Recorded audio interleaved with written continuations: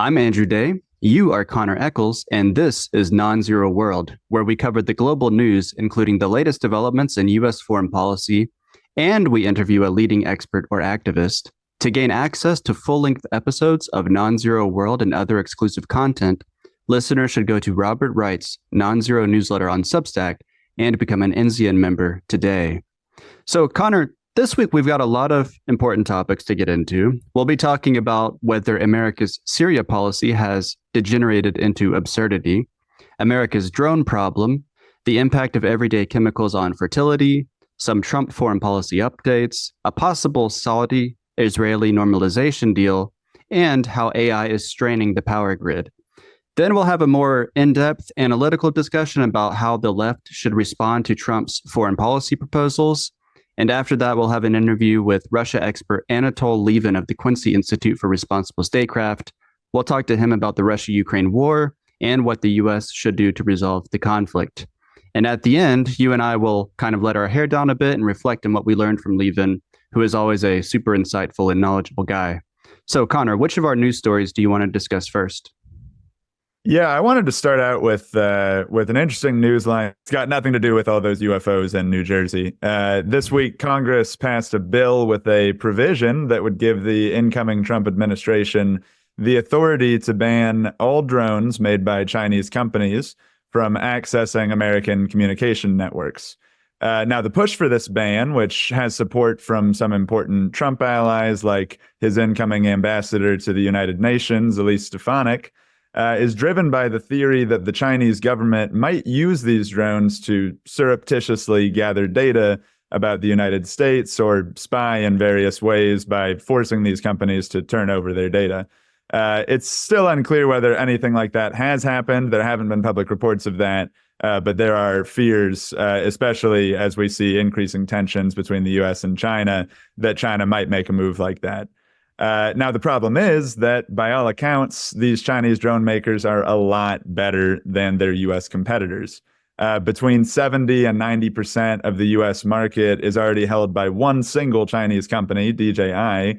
And DJI drones, these consumer drones are considered to be far and away the leader in that category. One way that this could backfire for the United States if we choose to get rid of Chinese drones was shown this week in an article in the journal Science, in its news feature section, that explained that a surprising number of researchers use these Chinese drones to do a range of research tasks, from monitoring endangered species to tracking microbes and wildfires and other interesting types of research. One scientist who uses a DJI drone to study coastal seaweed and the carbon stores within it told Science that he simply wouldn't trust currently available American drones to carry his expensive sensors out over the open ocean. So yeah, I thought this story was a very interesting example of the complex blowback that you can deal with as the United States and China have such increasing tensions. But anyway, I'll throw it back to you, Andrew, for the second bite. Sure. So America's Syria policy has degenerated into absurdity after the downfall of the country's autocratic ruler, Bashar al-Assad, argues Branko Marcetic of Jacobin magazine. For years, the U.S. sanctioned Syria to punish Assad for crimes against the Syrian people. So after Assad fell a couple weeks ago, many people wondered if the U.S. sanctions would fall along with him. But the signs so far suggest that this isn't going to happen anytime soon. U.S. lawmakers from both parties say that it's too early to lift the sanctions, since the rebel groups who overthrew Assad could likewise violate human rights after they consolidate their rule. Of course, the sanctions did weaken Assad's regime, so arguably they succeeded on that score, but the professed rationale for the sanctions never made much sense, according to Marcetic. A U.S. official said that the point of the policy was to protect the dignity and human rights of Syrians and to punish their dictator, but the sanctions further immiserated the Syrian people, while Assad himself lived in an opulent mansion and collected luxury cars. In The Earthling, we note another oddity in America's Syria policy, in addition to the ones that Marcetic pointed to. Secretary of State Antony Blinken recently confirmed that the U.S. government has established diplomatic contact with Hayat Tahrir al-Sham, the leading rebel group known as HTS. Yet last we checked, the FBI still offers a $10 million reward for information on the whereabouts of the group's leader, Abu Muhammad al-Jolani. And Jolani isn't just the leader of HTS, but the de facto new leader of Syria. And he's been meeting with European diplomats and other delegations as he sets up a new national government. So, as we know, apparently these diplomats could score a windfall by placing a quick call to the FBI. And I'll toss it to you, Connor. Yeah, I'll add on that one that there was a news line this morning that I believe the Undersecretary of State for the Middle East is her title, but Barbara Leaf and her team are in Syria today and potentially will be meeting with Jolani today. So I guess, I don't know if this might be a get rich quick scheme. We'll keep an eye on that. But anyway, so for the next item, I wanted to talk about an interesting story from a U.S. government watchdog that said this week that the power grid in the United States and Canada is becoming increasingly strained and could even face supply shortfalls in the coming decade. And in some areas of the U.S., including like Louisiana and parts of the Midwest, like Michigan, we could see increasing power outages or power restrictions as soon as next year. And the report basically says that there are two broad things to blame for these potential outages in the future, these kind of supply shortfalls. One bucket is the increasing use of electric vehicles, which obviously, require an enormous amount of electricity to function. There are many more of those on the road today. But the other one, and what's gotten the most attention in this story, unsurprisingly, is the rapid kind of explosion of new data centers that are being used to power new AI models and cryptocurrencies as AI companies and other kind of tech firms scale up their operations in a big way. So the basic problem here is that companies like OpenAI and Anthropic and all of these major AI producers require extraordinary amounts of electricity to train and run these models, which use very powerful chips and other things in order to carefully train and calibrate their different aspects. And the problem is that the power grid really isn't prepared to deal with this shift, right? So Silicon Valley has responded by putting money into new nuclear power plants. Microsoft even responded by having part of the 3 Mile Island power plant reopened. This isn't the part that had a meltdown, of course. This is another part that had been functioning until fairly recently. And the boss of OpenAI has said that he hopes that maybe nuclear fusion could provide a fix for AI's power problems. But the fundamental issue is that none of these bets are likely to pay off in the near term.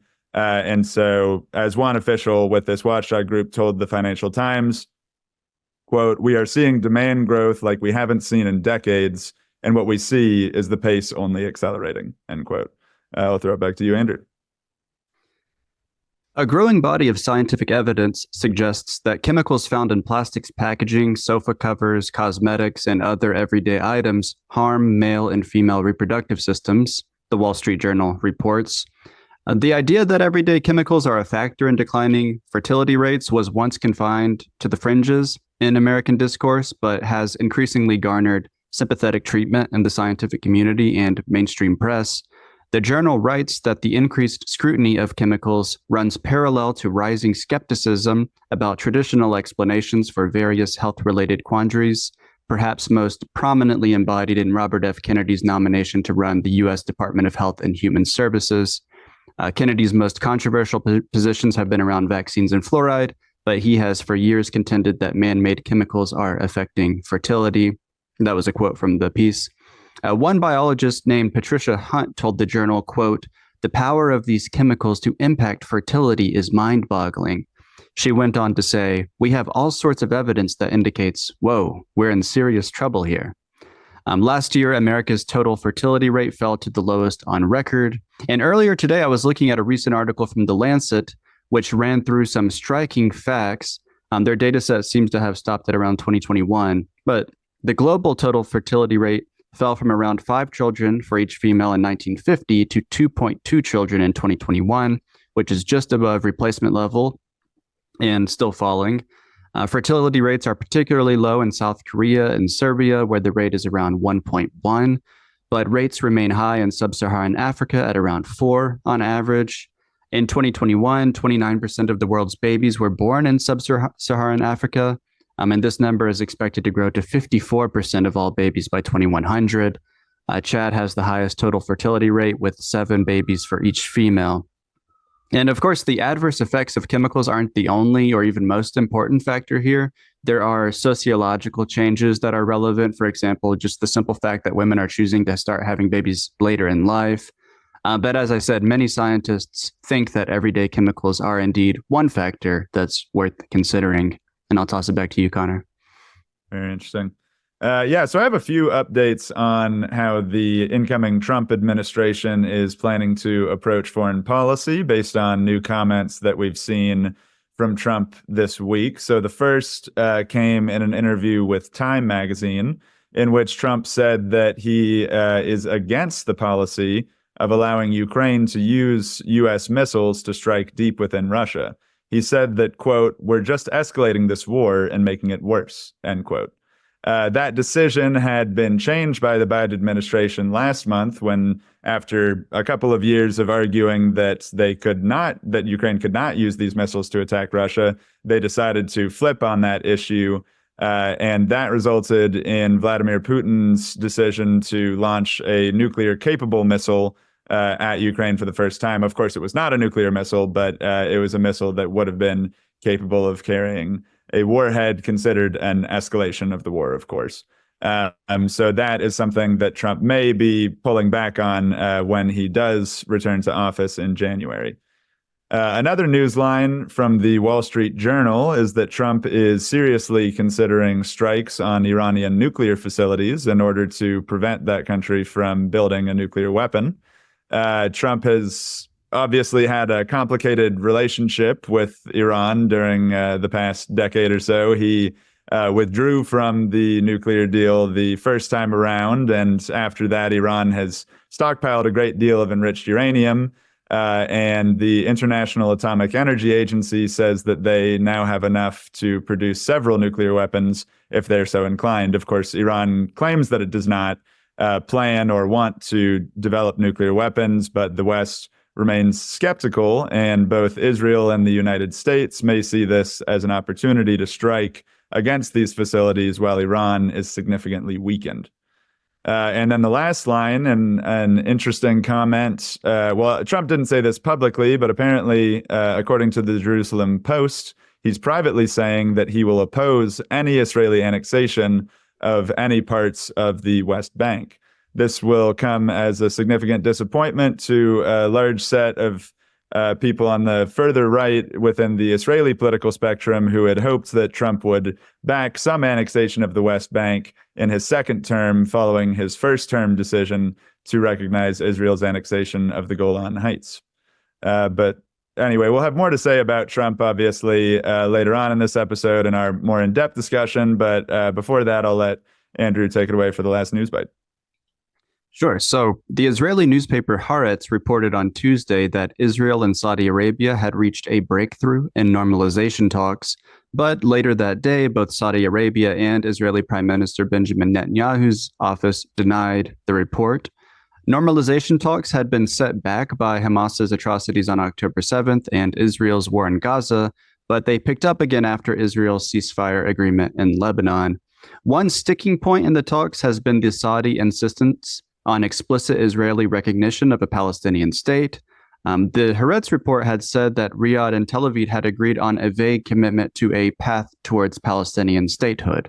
So that was the breakthrough, but Riyadh denied modifying its demands on Palestine, and it has vowed to protect the interests of Palestinians. The U.S. is mediating the talks, and it would act as a guarantor of any deal.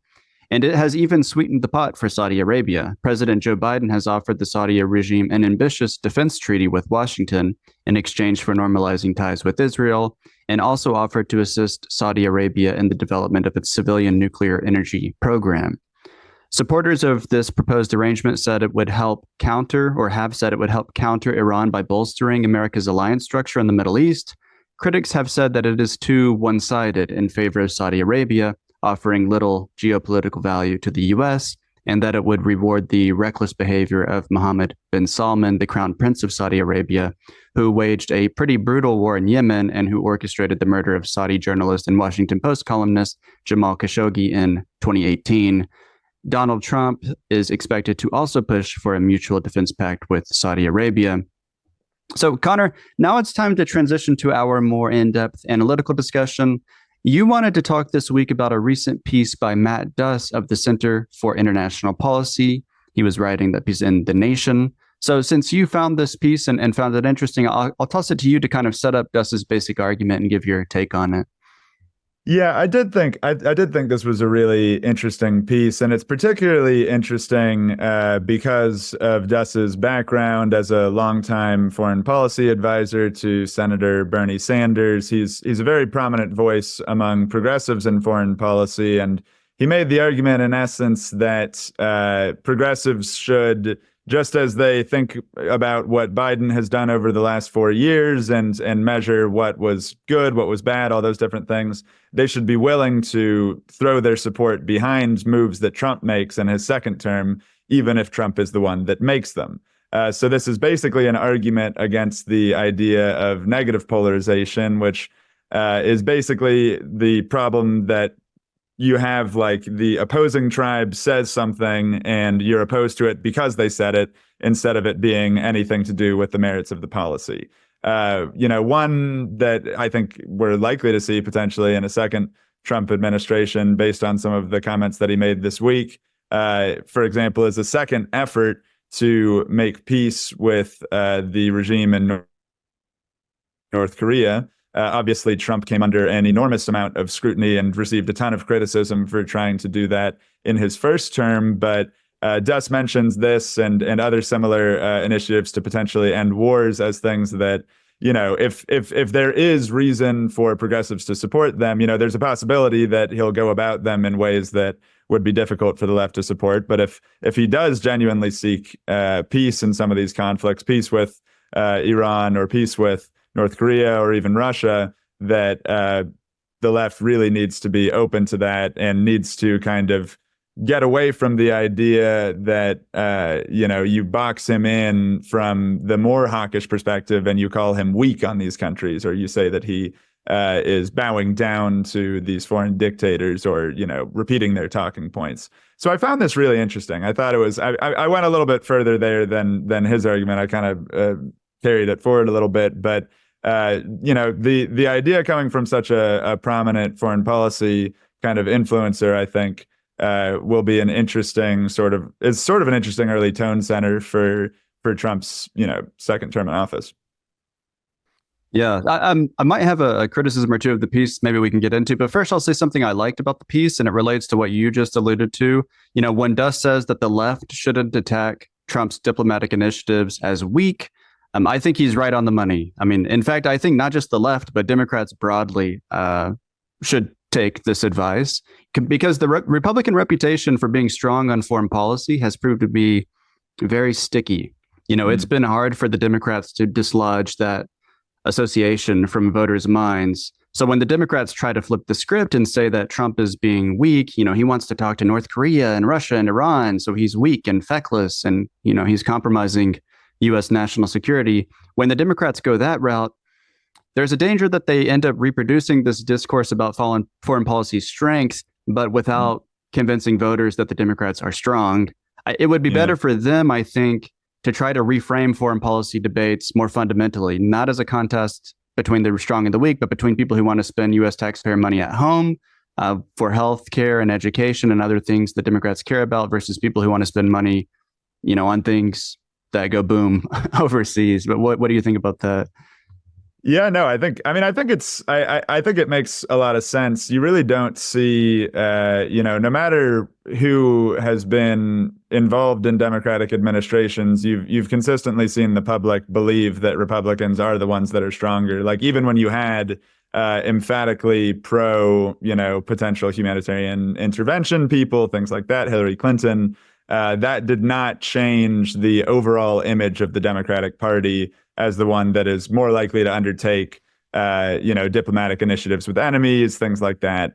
which I don't think is something that the Democratic Party should be shying away from in the first place. I think that in some cases that is also popular.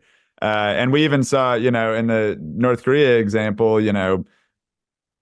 I guess what's really interesting about that, and this is something that you had mentioned when we were talking about this week, is that when Obama ran in 2008, part of his argument for foreign policy was that we need to engage with adversaries. He argued for engaging with North Korea. It's a little bit complicated because he wound up, making a deal with them, and then, North Korea allegedly kind of violated that deal quite quickly, and there's a lot of controversy around that. But back in 2008, Democrats were very much willing to support that. But then as soon as Donald Trump pursues a similar initiative, just because it's got that kind of Trump ick, they're unwilling to throw their support behind it. And it's the kind of thing that can really tank a policy in the media, too. It was kind of funny. A quote I came across was that Trump described in a sort of ham-fisted way the media coverage of his North Korea diplomacy as like almost treasonous, which is funny and very classic Trump. But I think the point that he was making was that it's really quite difficult to do these types of initiatives when you just don't have support in the public for it. You want to see good polling. You want to see news stories that are either complimenting this initiative or looking at it in a way that you think is fair. So I think it is really important. But I'm curious if you want to dig in a little bit to your critiques. I'd be curious to hear more. Sure. Yeah. And on that Obama debate, that which really took place in the primary in 2008, it was kind of interesting because the debate was about whether we should have preconditions. So basically, whether before we agree to talk to North Korea or countries like it, they should preemptively agree to whatever we say, which kind of defeats the point of diplomacy. And Obama was saying, no, we should actually just, talk to them. He might have even framed that as a kind of strong thing to do. Like, I'm strong enough to go talk to these leaders. But yeah, as far as my criticisms, Dus's piece is largely about kind of rhetorical innovations that he thinks the left should make. But I do think that this kind of argument needs to be more attentive to the kind of structural dynamics that have led both parties to be hawkish in the first place. The main problem, as I see it, is that most voters don't really pay a lot of attention on foreign policy. So a small group of interested parties are the ones lobbying politicians, and the policies they advocate are often pretty hawkish. I'm thinking of the Israel lobby, the Taiwan lobby, the Cuban lobby, the weapons manufacturers, the think tanks funded by the weapons manufacturers and by foreign countries, and so on. So, I don't want to do that annoying thing that commenters and critics often do, where instead of addressing what someone wrote, they say what the piece that person should have written. But at the same time, there is a deeper issue here than just the rhetoric and political visions that the left is putting forward and that Democrats are putting forward. I think you could even say kind of in Marxian terms that the stuff Duss is talking about is arguably kind of epiphenomenal. It's like the shadow cast by big business and special interests. So that would be my main criticism, I think. Yeah, that's interesting. It's definitely not, it's not a materialist critique. It's not looking at where the money goes and those types of things. But I don't really think, to your point about it being kind of that type of argument that's tricky, where it's like, oh, I'm going to say that he wasn't addressing this other aspect that I think is important. I think it was really a letter to progressives in a way to say, like, chill, guys, right? To say, take a deep breath. It was in many ways a missive against this sort of Trump derangement syndrome phenomenon that a lot of people on the right say has really captured much of the left, in which we're just sort of, the left is sort of unable to acknowledge if there's any positive aspects this week that I would imagine the left should support, or like a broad progressive movement, and maybe even the Democrats should support, which was his really interesting comment in that kind of wide-ranging press conference that the United States and China could work together to solve all of the world's problems. That's a slight paraphrase, but that was the basic thing. And that is the attitude that will potentially allow the United States and China to kind of lead on fighting issues like climate change and dealing with the evolution of artificial intelligence that could happen really rapidly and could have all of these secondary military and societal effects that we're not prepared for. That could help us deal with complex things like dealing with space junk is an issue that we've talked about. There's a lot of satellites up there, and there's not a lot of great international coordination for ensuring that there are orbits that are usable, right? And that we're able to kind of coordinate these between different countries. So there are these big transnational problems that we really need China's help with. And it matters how we talk about it, right? It matters, especially to China, how we address this. And if Trump is going forward and tries some sort of initiative, some sort of grand bargain with China, or a Trump to Beijing kind of moment, then it would, I think, behoove the people on the progressive side and the left who want to see those issues dealt with, who want to see climate change dealt with in particular, and even things like bioweapons and other transnational problems. It would be important to support those efforts. It would be important to actually throw some backing behind it. Yeah, no, for sure. And that's a good point. And, one way that Duss frames it is that this would be kind of like calling Trump's bluff sometimes. And I like that way of putting it, because it is true that, Trump felt a certain political pressure to be more hawkish on Russia, for example. I mean, our guest last week, James Carden, kind of mentioned that whenever Trump talked about why he sent offensive weapons to Ukraine, for example, he said, well, what am I supposed to do? Like, I'm getting attacked from all sides because of my supposed connections to Putin and to Russia.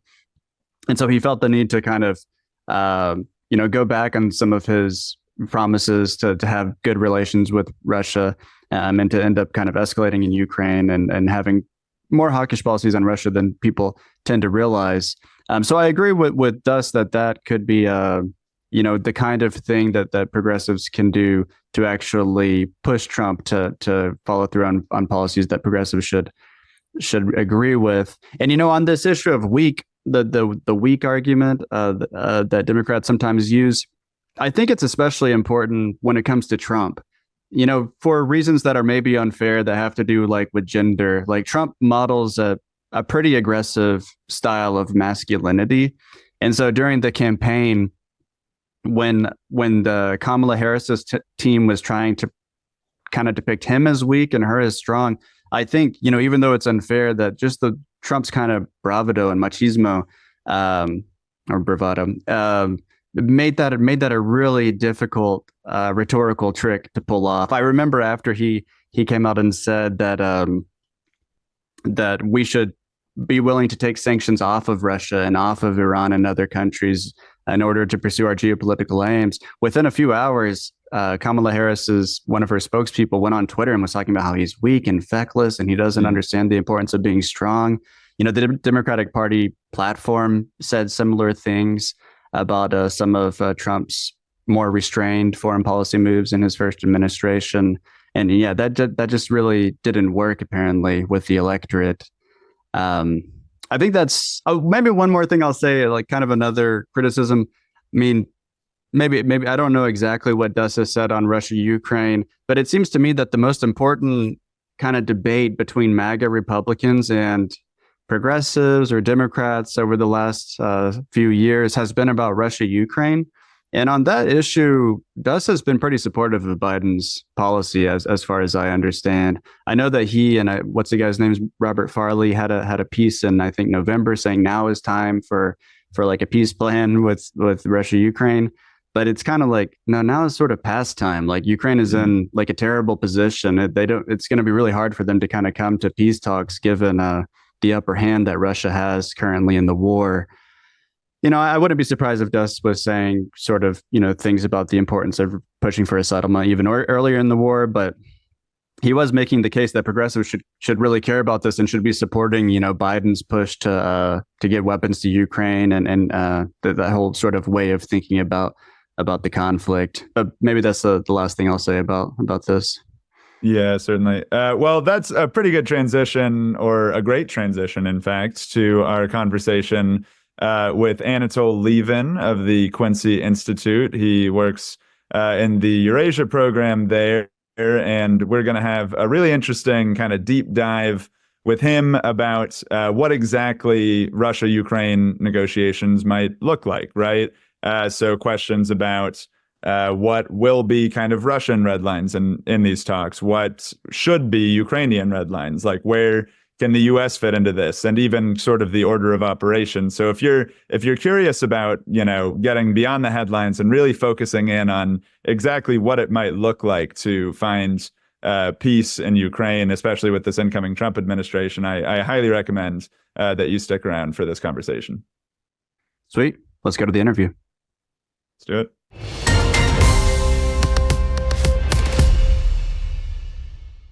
So, Anatol, we've already introduced you earlier in the episode and described your background, but before we dive into questions, I'll add that our listeners can follow you on X at Lieven_Anatol, so your last name _ then your first name. So, Anatol, this week you published a piece in Foreign Policy that currently has the title, Start by Keeping Ukraine Out of Ceasefire Talks. So you're making a point about the optimal sequence for the U.S. of the stages of negotiation. For the benefit of our listeners who haven't read the piece, can you talk a bit about your argument and address why you think the U.S. should talk first with Russia and then involve Ukraine in the negotiations later?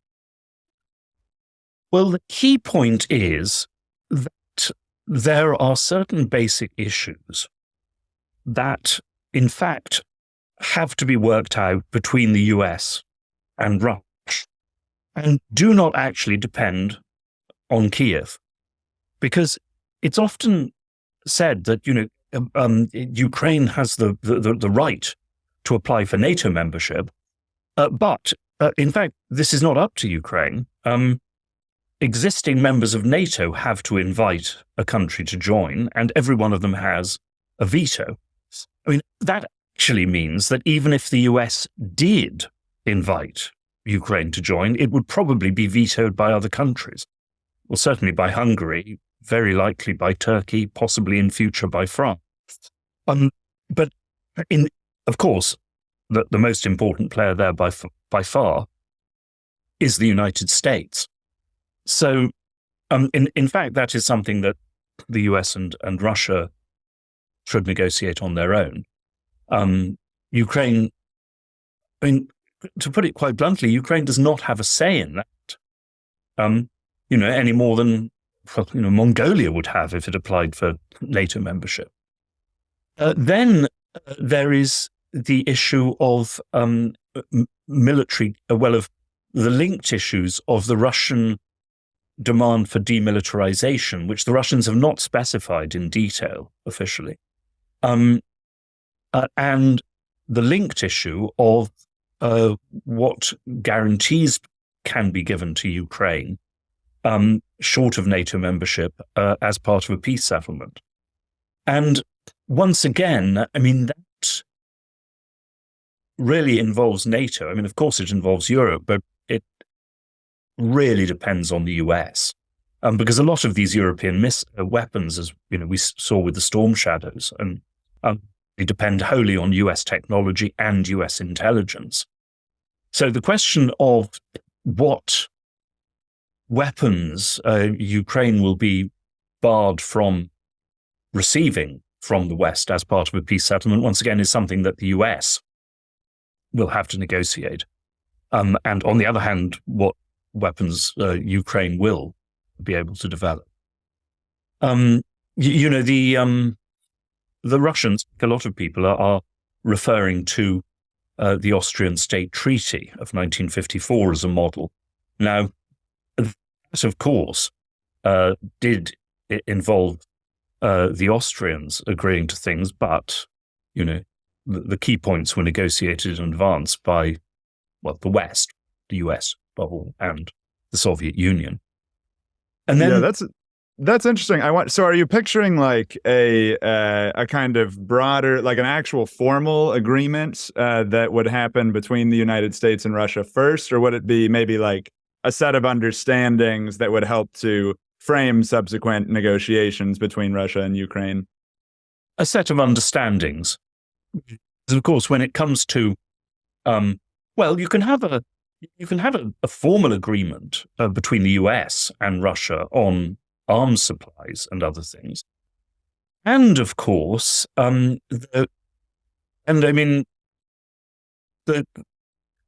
would have to see how receptive the Trump administration would be to this. But the Russians, of course, are very interested in wider security arrangements. Now, the Russian demand before the war was for, NATO, or at least Western members of NATO, to pull back all their forces from Eastern Europe. Basically to go back to the Conventional Forces in Europe agreement of 1997. Now, that as it stands is unacceptable, but, one could imagine a number of things that could be negotiated. For example, America is now planning to station intermediate range missiles in Germany, as it did, of course, with the Pershing missiles in the 1980s. Well, in 1989, there was an agreement whereby the Pershings were withdrawn again in return, of course, for Russia withdrawing its intermediate range missiles. One could imagine a deal today in which America would not station those missiles, would promise not to do so, and Russia would, for example, withdraw its Iskander missiles from Kaliningrad. One could imagine a situation in which Russia would agree to limit its forces in Belarus, for example, and the US would promise to limit its forces in Poland.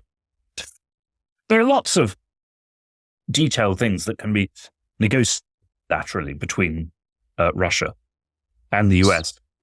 But of course, there are other things, and this is why one needs eventually two streams, which of course Ukraine will have to agree to. And they are, anything that, not involving supplies from the West, but Ukraine itself has to agree to. The terms of a ceasefire, demilitarized zones, and of course this issue of denazification, which once again the Russians have not specified. The Austrians, as part of the state treaty, had to write into their constitution a ban on Nazi parties and Nazi symbolism. Now, that is why Putin has just said that he will negotiate with Zelensky, but an agreement has to be ratified by the Ukrainian parliament, the Rada. That's going to be very, very difficult, especially when it comes to issues like Russian linguistic rights in Ukraine. But, and this is why, also, but before we get anywhere near the Rada, Russian and US diplomats need to have some, if they're capable of it, some sophisticated and original thinking on this kind of issue. For example, if it's a question of saving Ukrainian face and not simply seeming to surrender to Russia, one could imagine a situation in which, Ukraine makes guarantees about Russian linguistic rights in Ukraine, and Russia makes absolutely equivalent rights about Ukrainian linguistic rights in Russia, where there are, of course, millions and millions of Ukrainians. And you could have I don't think that would be any problem for the Russians, because most of the Ukrainians in Russia wouldn't take it up anyway. But, you could have a situation in which Russia says, yes, of course, any, community of Ukrainian speakers in Russia, has the right to establish a state-funded Ukrainian language school and to ask for, local documents in the Ukrainian language. And this is what we have diplomats for, or what they ought to be for, to, come up with, original and face-saving ways of doing these things. But these things will have to be agreed long before one goes to the Ukrainian parliament. So, yeah, you've talked about some issues that could be negotiated or possibly negotiated. In the piece, you make a distinction basically between, what Russia and Ukraine want and what they need or say they need. So what their opening bargaining positions will be and what demands they actually consider non-negotiable. Can you say a bit more about what Ukraine's and Russia's non-negotiable positions likely are, and whether the two countries' positions are close enough for a ceasefire agreement to be feasible?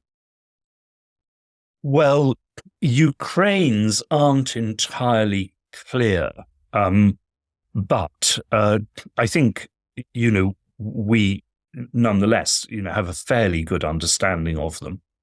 One is no, surrender of territory that is actually held by Ukraine. Now, Putin has demanded this, but that's a non-starter. Ukraine will not withdraw from territory it actually holds in these 4 provinces that Russia claims to have annexed. So if Russia insists on that, there will be no peace agreement. A second is Ukrainian internal politics. Now, you have hardliners in Russia who say we must push for actual regime change, to get rid of Zelensky. Well, of course, the Ukrainians will not permit that kind of Russian interference in Ukrainian internal politics. That is a non-starter. A third thing is that Ukraine must retain an open path, which is not to say that that they can manage it or the European Union can manage it, but towards membership of the European Union. If NATO membership is barred, European Union membership must remain open. I think the Ukrainians would never agree for that to be excluded, nor actually have the Russians demanded that as yet. So that's on the Ukrainian side. And the Ukrainians will never agree to, reduce their defensive armed forces. I mean, the furthest I can imagine. Well, though, then again, I mean, in the end, this is a decision for the US, but I can imagine, the Ukrainians not getting long-range missiles and the latest fighter jets, but you're never going to get them to give up, javelins and stingers and, all the things that they need for their self-defense or limiting their armed forces. Unless, Russia were to limit its armed forces in ways that are hardly imaginable, frankly. On the Russian side, the non-negotiables are NATO membership. Everybody I've talked to has said that, Putin has nailed himself so much to the principle of no NATO membership that they cannot compromise on this. Of course, Ukraine could simply go back. People forget that there were 2 aspects to the Bucharest Agreement of 1992 or whenever it was. One was, yes, that Ukraine would give up its nuclear missiles, but the other was that Ukraine wrote neutrality into its constitution, which they only moved from in 2015. But anyway, NATO membership is non-negotiable. Western troops in Ukraine are non-negotiable. I mean, that is why I am surprised and suspicious that about Western leaders, European leaders, now coming up and saying, "Oh, we could, as part of a peace deal, we could, if Ukraine doesn't get into NATO, we could send, the French have been banding around the idea of 40,000 European troops in Ukraine." I mean, the Russians see that as equivalent to NATO. They will never agree. And the Russians will not withdraw from any of the territory that they hold in the 4 provinces that they claim to have annexed. Anything they conquer beyond that, which of course they've hardly done, except a very little bit of Kharkov, that I'm told would be a different matter. Certainly that withdrawal could be negotiated, possibly in return for a demilitarized zone. But those are the 3 non-negotiable Russian positions. And I mean, what I've been told is that, if the Russians can get those, then their other demands can be scaled back. So, denazification can be reduced to something fairly symbolic. Demilitarization can only involve, a bar on long-range missiles, for example. But these are all things that, will have to be negotiated. But, if either side, holds firm on some of their stated demands, then there simply will be no peace because they are, unacceptable to the other side. But, yes, Putin has called for the Ukrainians to withdraw from the whole of these provinces. But on the other hand, the Ukrainian formal position is still that Russia should withdraw from all the territory that it holds in Ukraine. Although, in fact, in recent weeks, Zelensky and Ukrainian politicians have admitted that that is extremely unlikely to happen. So, I mean, clearly there is room for flexibility, but how much room will only emerge through talks. One thing that you're identifying there is that there's sort of a challenge related to the sort of vibe or the momentum going into these talks that needs to be dealt with, right? Because the Russians, from my perspective at least, seem to be sort of picking up steam a little bit on the battlefield. I imagine that Putin is experiencing a certain amount of pressure from the nationalist right within Ukraine to, like you said, continue and seek complete regime change. So I'm curious, what's your perspective on how desperate Russia really is to enter talks at this point? Well, I don't think Russia is desperate. There's no sign of desperation in Moscow. But on the other hand, yes, Russia is advancing, but it's advancing very, very slowly. All the talk is that Russia, which it probably will be able to capture Pokrovsk in the Donbass in the next few weeks. But Pokrovsk it's not really a city. It's a medium-sized town. But as various people have pointed out, if the Russians continue to advance at this rate, it will take them another year just to capture the whole of the Donbass. And although I don't regard Western intelligence estimates as wholly reliable, there doesn't seem any doubt that the Russians are also suffering very heavy casualties. Russian financial officials themselves have warned of a really serious threat of inflation this year. And, it's fascinating, and it does show that Putin recognizes, the limits of Russian public support for the war. This is what the Russian hardliners are telling him all the time. For God's sake, launch mass conscription, conscript 2 million men, finish this, which would happen if the Russians did conscript 2 million men.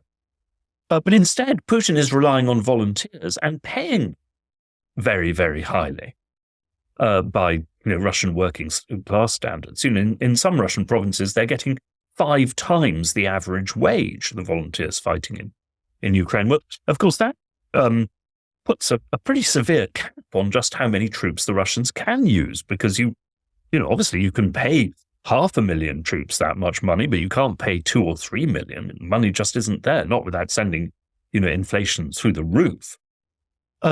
So it would seem that Putin is not, in fact, committed to total victory in Ukraine. And of course, he has agreed to talks.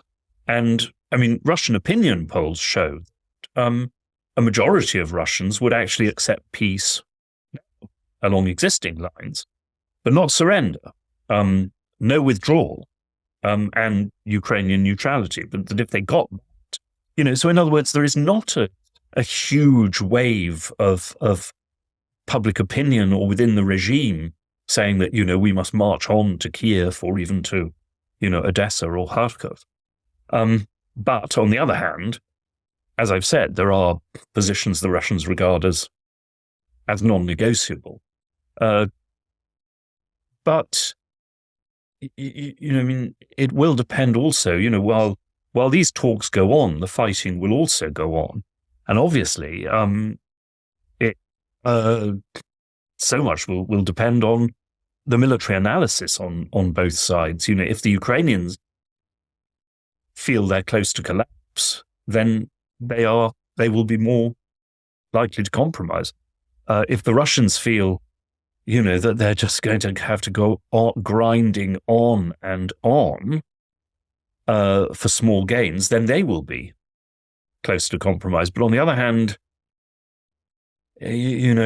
I've said this many times, as have some others, the analogy of the First World War is a pretty good one. The fighting in the Donbass does seem very like the First World War. You're having these huge artillery duels over villages, basically, which when captured are then simply heaps of ruins.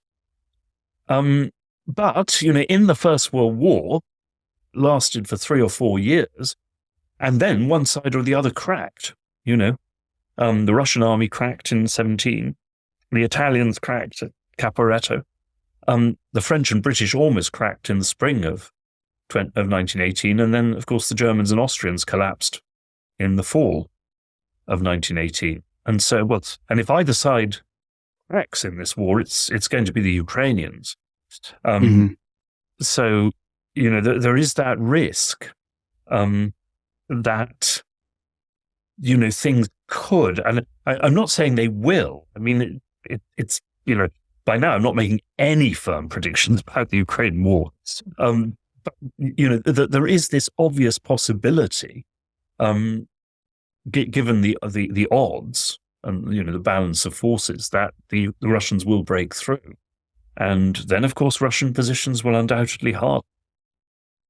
Yeah, I want to drill down a bit on the issue of security guarantees, because that seems like a particularly tricky sticking point for these negotiations, especially if Russia, wants caps on Ukraine's military. So one idea that I've talked about in the past that I haven't seen foreign policy analysts put forward or discuss is the possibility that in lieu of joining NATO, Ukraine could instead join the EU, which actually does have a collective defense agreement, even though people don't often talk about it. Some countries, when joining the EU, in order to maintain their neutrality, will kind of de-emphasize or even opt out of the EU's collective defense obligations and benefits.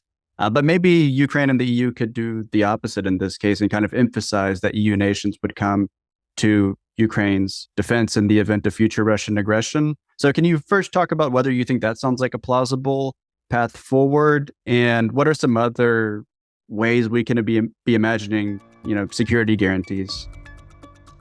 Well, look, the first thing is...